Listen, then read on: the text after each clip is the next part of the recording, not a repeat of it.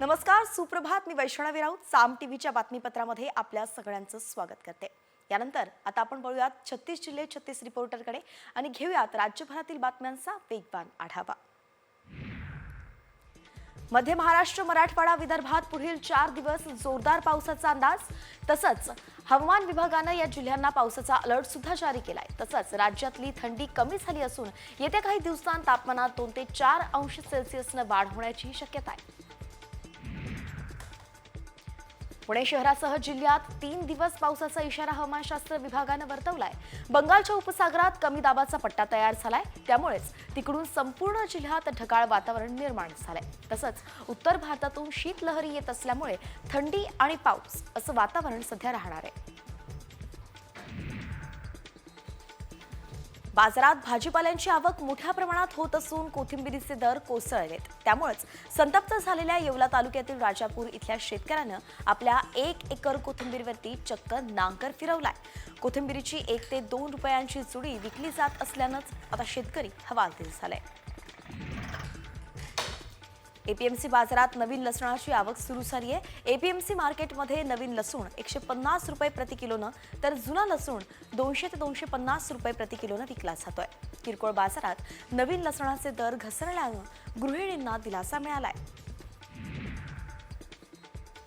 नाशिक जिल्ह्यातील कांदा उत्पादक शेतकरी दुहेरी संकटात सापडलाय. एकीकडे पडलेले बाजारभाव तर दुसरीकडे वातावरणातील बदलामुळे कांदा शेतातच सडण्यास सुरुवात झाली आहे आणि त्यामुळेच बळीराजा आता चिंतेत आहे. धुळ्यात कापूस उत्पादक शेतकऱ्यांनी भाववाढीच्या अपेक्षेनं कापूस घरातच साठवून ठेवला. मात्र कापूस साठवणूक करण्यास 3 महिन्यांपेक्षाही अधिकचा कालावधी उलटला असून साठवणूक ठेवलेल्या कापसाची गुणवत्ता आता खालावू लागली आहे. तसंच घरात असलेला कापूस काळवंडत असल्यानं त्याच्या वजनात सुद्धा घट होतीये.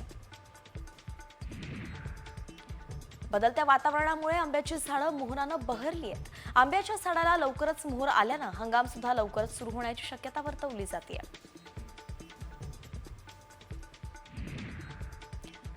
नाशिकच्या पिंपळगाव बाजार समिती 235 टोमॅटो शेतकऱ्यांचे 5 आडतदारांनी सुमारे 2 कोटींची रक्कम थकवली आहे. त्यामुळे संतप्त शेतकऱ्यांनी आंदोलन करत पैसे देण्याची आता मागणी केली आहे.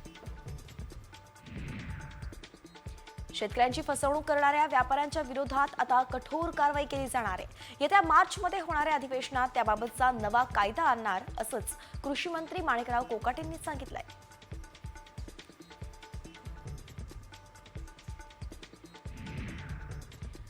गहू, तांदूळ, हरभरा आणि ज्वारीचा पेरा गेल्या वर्षीपेक्षा वाढलेला आहे. सोयाबीनमध्ये असलेल्या मंदीमुळे मोहरी, भुईमूग आणि करडीची लागवड कमी झाली आहे. तर गेल्या आठवड्यापर्यंत आघाडीवर असलेली मक्याची लागवड आता गेल्या वर्षीपेक्षा 4.1% घसरली आहे.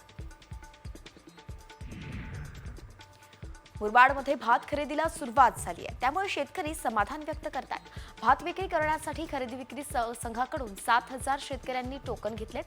दररोज 50 ते 100 शेतकऱ्यांकडून भात खरेदी केली जाते. जालन्यातील अंबड घनसावंगी तालुक्यातील 4 कारखान्यांनी ऊस गाळप हंगाम सुरू केलाय. मात्र गाळप सुरू झालेल्या कारखान्यांनी ऊस दर जाहीर केला नाहीये. त्यामुळेच ऊसाला प्रति टन 3,000 रुपये भाव देण्याची मागणी शेतकऱ्यांनी केली आहे.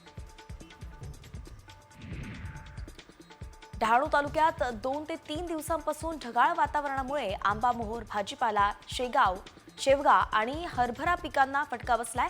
त्यात आता ढगाळ वातावरणामुळे आंबा, मोहोर गळतीची समस्या वाढली आहे. त्यामुळेच बागायतदार सुद्धा चिंतेत सापडले. पंतप्रधान सूर्यघर मोफत योजनेला ग्राहकांचा चांगला प्रतिसाद मिळालाय. फेब्रुवारीमध्ये सुरू झालेल्या या योजनेसाठी आतापर्यंत महावितरणकडे 3 लाख अर्ज आलेत. त्यापैकीच 83,000 ग्राहकांकडे सौर ऊर्जा प्रकल्प बसवण्यात आले. सूर्यघरांसाठी केंद्र सरकारकडून 647 कोटी रुपये अनुदान मिळाले. बाजारात सध्या टोमॅटोची आवक वाढत असून टोमॅटोचे भाव काही प्रमाणात कमी झालेत. टोमॅटोचे भाव मागील 3 आठवड्यांमध्ये क्विंटल मागे 500 ते 800 रुपयांनी कमी झालेत. बाजारात सध्या टोमॅटोला 1,500 ते 2,000 रुपयांच्या दरम्यान भाव मिळतोय. इतर भाजीपाल्याचे भाव नरमले असताना लसणाच्या भावात मात्र तेजी कायम आहे. आवकेच्या तुलनेत मागणी जास्त असल्यानं लसणाचे भाव वाढले आहेत. लसणाला बाजारात प्रति क्विंटल 20,000 ते 25,000चा भाव मिळतोय, तर किरकोळ बाजारात 300 ते 400 रुपये किलोचा भाव मिळतो आहे. सांगली जिल्ह्यात 91% रब्बीचा पेरा आटोपलाय. जिल्ह्यातील एकूण क्षेत्रापैकी ज्वारीचं सरासरी क्षेत्र हे 1,25,066 हेक्टरवरती आहे. जत तालुक्यात सर्वाधिक ज्वारीची पेरणी झाली आहे. रेशन दुकानांमध्ये होणाऱ्या गैरव्यवहाराला चाप बसवण्यासाठी आधुनिक प्रणालीचा अवलंब सुरू केलाय. रेशन दुकानांमध्ये धान्य आल्याचा मेसेज लाभार्थींच्या मोबाईलवरती येणार आहे. लाभार्थींनी रेशन कार्ड दुकानात आधार कार्ड आणि मोबाईलची नोंदणी करण्याचं आवाहन वरिष्ठ अधिकाऱ्यांनी दिलंय. पुणे सोलापूर महामार्गाच्या बाजूला किरकोळ कारणावरून आपापसात शिवीगाळ भांडणं करून एकमेकांना दगडानं मारहाण करण्यात आली आहे. आणि याच प्रकरणी उरुळी कांचन पोलिसांनी चौघांवरती आरडाओरड करून सार्वजनिक शांतता भंग केल्याप्रकरणी गुन्हा दाखल केला. कल्याणमध्ये अल्पवयीन मुलीचं अपहरण करून तिची निर्घृण हत्या करण्यात आली आहे. हत्या करण्याआधीच या अल्पवयीन मुलीवरती लैंगिक अत्याचार करण्यात आले होते. आणि याच प्रकरणात पोलिसांनी आता नराधम विशाल गवळीला आणि त्याच्या तिसऱ्या पत्नीलाही बेड्या ठोकल्यात. 2 दिवसांची पोलीस कोठडी या दोघांनाही सुनावली आहे. कल्याण अल्पवयीन मुलीच्या हत्या प्रकरणातील आरोपी विशाल गवळीची आधीची पापं आता समोर आली आहेत. आरोपीला याआधी सुद्धा 1 ऑगस्ट 2023 मध्ये अटक झाली होती. अल्पवयीन मुलीवरती बलात्काराचा प्रयत्न केल्याप्रकरणी ही अटक करण्यात आली होती.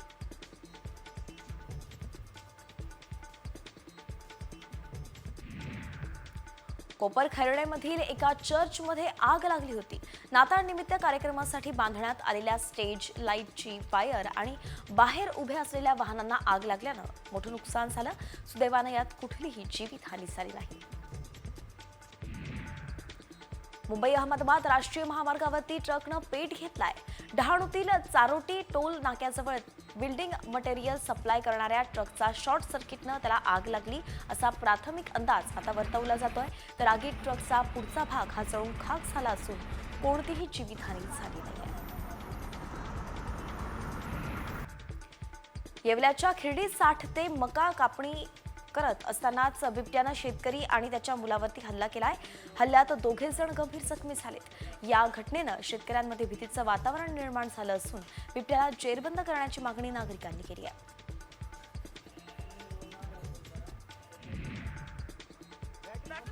नाशिकच्या येवला तालुक्यातील परिसरात बिबट्याने धुमाकूळ घातलाय. बिबट्याच्या दहशतीमुळे शेतमजूर शेतात काम करण्यास नकार देत आहेत. चिंचोडी MIDC परिसरात हा बिबट्या आढळून आलाय.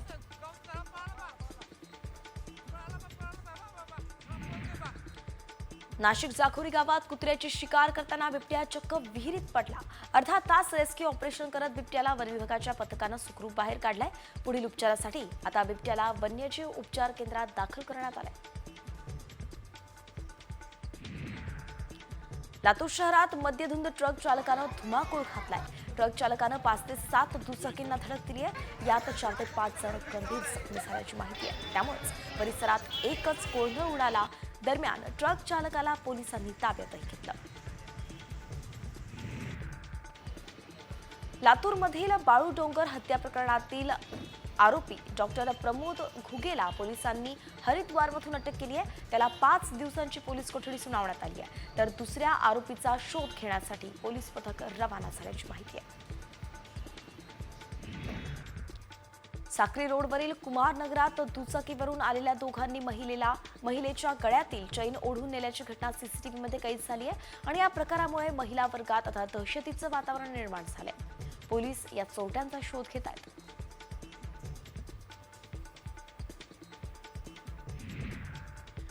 पुण्यातील मुळामुठा नदीत रसायन मिश्रित पाण्यामुळे हजारो माशांचा मृत्यू झालाय. नाईकपेठ परिसरात मृत माशांचा खच पडलाय. महापालिकेनं या ठिकाणच्या पाण्याचे नमुने प्रयोगशाळेकडे तपासणीसाठी पाठवलेत. आणि हे दूषित पाणी कुठून आलंय याचाही शोध सुरू आहे.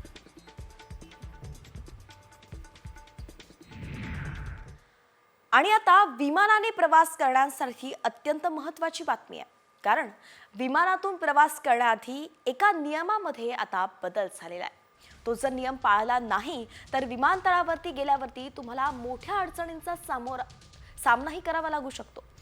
विमान प्रवासात किती हँडबॅग किंवा केबिन बॅग घेऊन जाऊ शकता या नियमामध्ये आता बदल करण्यात आलाय. नव्या नियमांनुसार आता प्रवाशांना फ्लाईटमध्ये केवळ एकच हँडबॅग किंवा केबिन बॅग घेऊन जाण्याची परवानगी असणार आहे आणि हा नियम देशांतर्गत आणि परदेशातील विमानांसाठीही लागू असेल. फ्लाईटच्या प्रीमियम किंवा इकॉनॉमी क्लासमध्ये प्रवास करणारे प्रवासी 7 किलो वजनाची फक्त एक केबिन बॅग घेऊन जाऊ शकतील.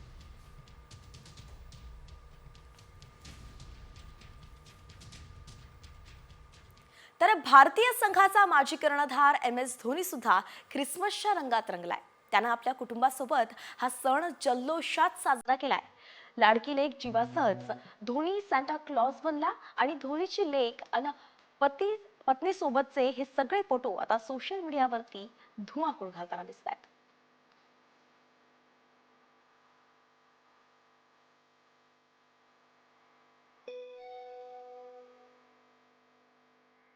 यानंतर आता टॉप 50 कडे वळूयात आणि घेऊयात इतरही बातम्यांचा वेगवान आढावा.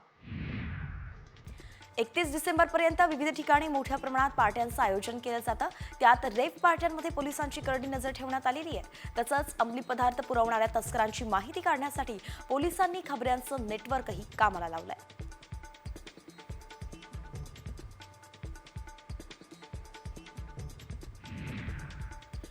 कोल्हापूर जिल्ह्यातील गव्यासाठी प्रसिद्ध असलेलं दाजीपूर अभयारण्य 31 डिसेंबर ते 1 जानेवारी या कालावधीत बंद असणार आहे. 2 दिवसांसाठी पर्यटक आणि अभ्यासकांना दाजीपूर अभयारण्यात प्रवेश बंद राहणार आहे.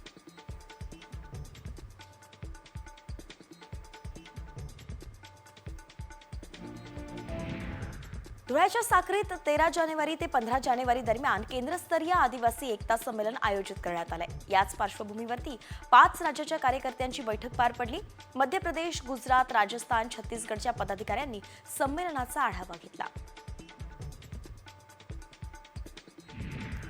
निवडणुकांच्या निकालानंतर मुंबईत बॅनरबाजीवरून मुंबई उच्च न्यायालयानं पालिकेवरती ताशेरे ओढलेत. अनधिकृत बॅनर संदर्भात उच्च न्यायालयाचं स्पष्ट निर्देश असताना सुद्धा मुंबई महापालिकेनं कोणतीही उपाययोजना केली नाही असं म्हणत उच्च न्यायालयानं महापालिकेला फटकारलंय. भारतीय संविधानाचे अमृत महोत्सवी वर्षानिमित्त कोरेगाव भीमा विजय स्तंभाची सजावट करण्यात आलेली आहे. 1 जानेवारी 2025च्या शौर्य दिनी भारतीय संविधान आणि डॉक्टर बाबासाहेब आंबेडकरांचं तैलचित्र, अशोक चक्र असलेला निळा ध्वज आणि जय भीम हे घोषवाक्य विजय स्तंभाच्या सजावटीमध्ये दिसणार आहे. देवेंद्र फडणवीस मुख्यमंत्री झाल्यानंतर आता मंत्रालयातील वॉर रूम पुन्हा ऍक्टिव्ह करण्यात आलेली आहे. वॉर रूममधून पायाभूत सुविधांच्या प्रकल्पाचा आढावा घेतला जातोय.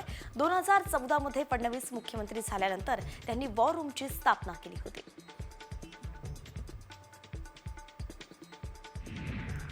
मंत्रिमंडळ स्थापनेनंतर मंत्रालयात मंत्र्यांच्या दालनाची नूतनीकरण केलं जात आहे. सुट्टीच्या दिवशी सुद्धा मंत्रालयामध्ये कारागीर वेगवेगळ्या केबिनचं काम करताना दिसत आहेत.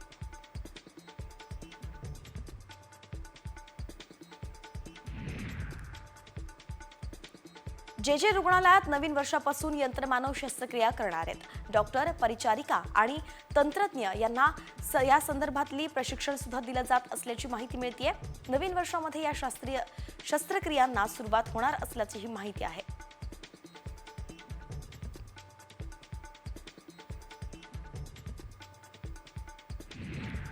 प्रवाशांच्या सुरक्षेच्या दृष्टीनं PMP प्रशासनानं पुणे आणि पिंपरी चिंचवडमधील बसमध्ये CCTV बसवण्याचा निर्णय घेतलाय. पहिल्या टप्प्यात PMPच्या मालकीच्या 1006 बसेसमध्ये प्रत्येकी 3 कॅमेरे बसवले जाणार आहेत आणि याच्या निविदा प्रक्रियेचं काम सुद्धा आता सुरू झालंय. येत्या 2 महिन्यात कॅमेरे बसवले जाणार आहेत.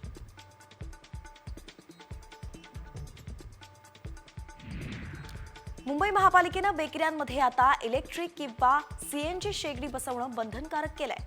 येत्या काही दिवसांत कार्यवाही करणं बेकरी मालकांना बंधनकारक राहणार आहे आणि यासाठी पालिकेनं कठोर निर्णय घेताना 650 बेकऱ्यांना नोटीस बजावली असून कार्यवाही करण्याचे आदेशही दिलेत. 2 वर्षांपासून मुंबईकरांच्या पाणीपट्टीत वाढ झालेली नाहीये. त्यामुळे मुंबई पालिकेचे आर्थिक समीकरण जुळवण्यासाठीच आता 2025 मध्ये पाणीपट्टीमध्ये 8% वाढ करण्याच्या निर्णयावरती चर्चा सुरू आहे. परंतु या संदर्भात अद्याप कोणताही निर्णय झालेला नाहीये असंच पालिका आयुक्तांनी सांगितलंय.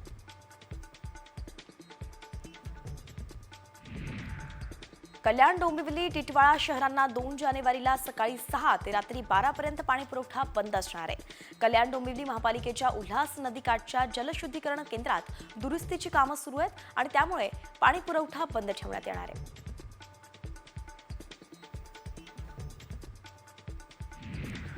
पुणे बंगळुरू महामार्गाच्या कामाला लवकरच सुरुवात होणार आहे. आता नवा द्रुतगती महामार्ग पूर्ण झाल्यास पुणे बंगळुरू प्रवास 7 ते 8 तासांतच शक्य होणार आहे. मुंबई पुणे द्रुतगती महामार्गाला जोडल्यानं मुंबईहून बंगळुरूला जायला आता केवळ 9 ते 10 तासांचा कालावधी लागेल.